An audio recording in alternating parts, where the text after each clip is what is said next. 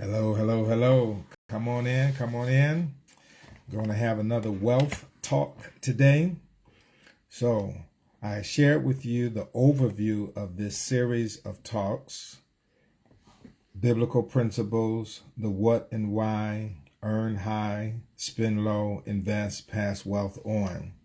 We've already talked about biblical principles, and today we're going to start talking about the what and why of wealth building. So let's start with the what. What is wealth and how much do we need? Is what I want to talk about today. And I organized my thoughts around three ideas. The first one is, when I say wealth, I'm talking about assets that produce income for the owner. Wealth is assets that produce income for the owner. Wealth building is a matter of developing a portfolio of income producing assets. Examples of assets are rental properties, land, stocks, businesses, loan notes, etc. Given our definitions concern with income producing, the house that we live in is not an asset until we sell it. Do you get that? If an asset has to produce income, the house you're living in is not producing income for you. The rental property produces income, assuming you get more from the rent than the expenses that you have to pay. But the house that you're living in does not meet the definition of asset because it's not producing income for us. Our cars, clothes, jewelry are not assets unless they somehow produce income. So if you buy, let's say, a classic car for $5,000, you put $3,000 in it and you sell it for $20,000, making a $12,000 profit, okay.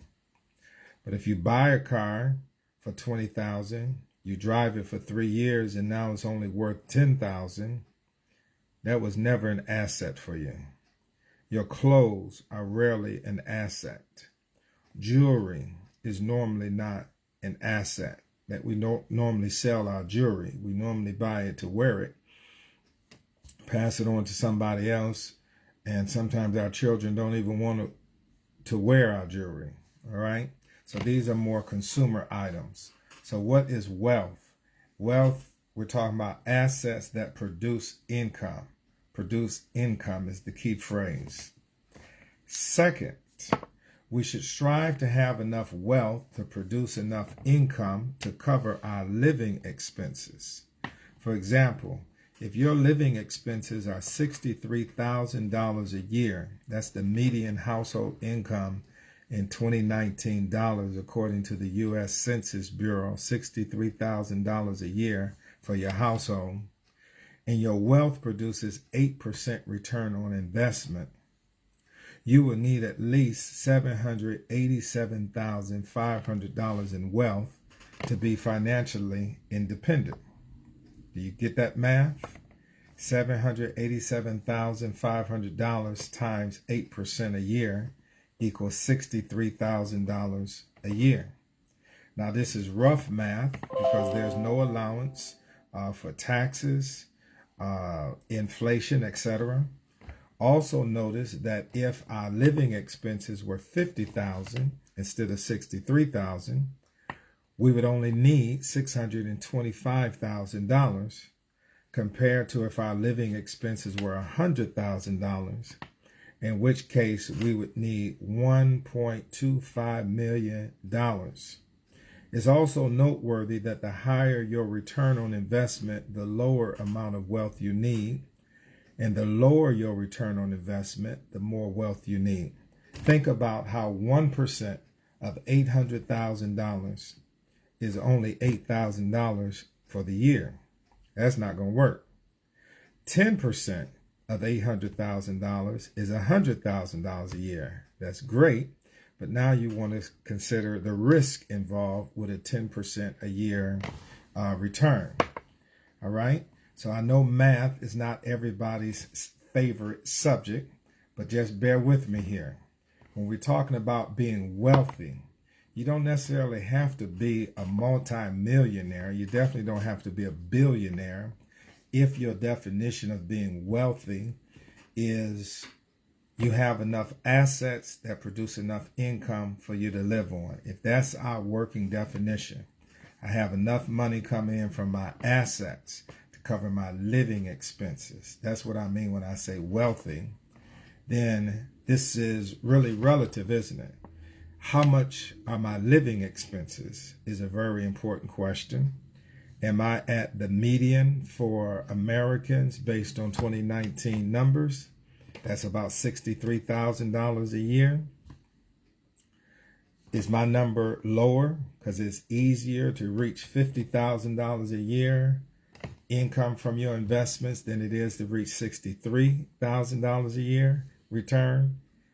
Or am I a $100,000 person? I got to spend $100,000 a year in order to be comfortable. Where are you at on that spectrum? And then, because it's income from investment, you got to raise the question, what is my return on investment? Am I at about 8%, which is moderate risk? Or am I at 2 or 3%, which is ridiculously conservative, especially when inflation is at 1, 3, maybe 5%? So if your dollar is losing 3 cents a year and you only making 1 cent a year on your dollar, you're going out the world backwards. So you got to beat inflation. So sometimes you can be too conservative. And then when you're talking about investing well above 8%, 20, 30% return on investment, it can be done, but you're probably going to have some sleepless nights along the way. All right. The third point I want to make here is if we are concerned about being wealthy, living off of the income from our assets, we should focus on how to live comfortably on less. So we need less income from our assets. We should focus on how to live comfortably on less. So we need less income from our assets. Notice the tension between being comfortable and being finished with working for a check. All right. So there's some people who would rather drive to their vacation destination if it means they don't have to go back to the job that they can't stand. Other people say, no, I need more than that. I want to go travel around the world. All right.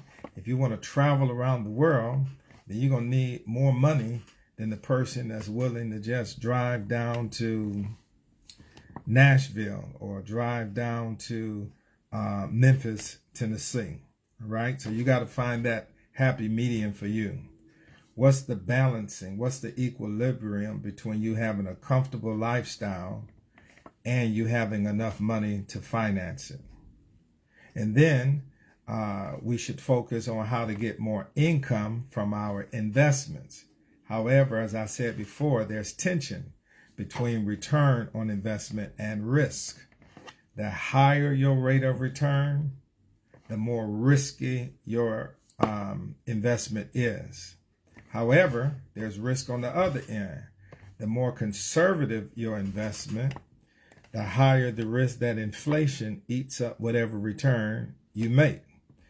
So if you're only making 2% a year and the inflation is 2% a year, that's a wash. That's like putting money under your mattress, assuming zero inflation. All right. So you got some great areas in here, but these are some of the concepts you got to wrestle with when you're going to talk about wealth building. All right. Let me wrap up here. What are we talking about when we say wealth building? We're talking about building a portfolio of assets that produce income. So these are not just cars, jewelry, and stuff. Income producing is a very key part of the definition. How much wealth you need depends on what are your living expenses and what is the rate of return on your investment. As just a little benchmark, the median household income based on 2019 dollars, based on the U.S. Census Bureau, was $63,000 a year. 8% has a moderate risk attached to it. So you would need $787,500. Let's just call that $800,000. $800,000 at an 8% return would give you your $63,000 a year. If you could live on less than $63,000, then you won't need a full $800,000. If you need $100,000 to live on, then you're going to need more than $800,000 a year. Then the rate of return is important. If your rate of return is over 8%, you can make it on less than $800,000 a year, less than $800,000 worth of wealth. However, if you are conservative, you're going to need more money because you're going to get less of a rate of return. All right, so I'm just bringing my foundational issues over here. So when we start talking about the other concepts, I want to be able to refer back to this teaching. All right, thank y'all for hanging out with me.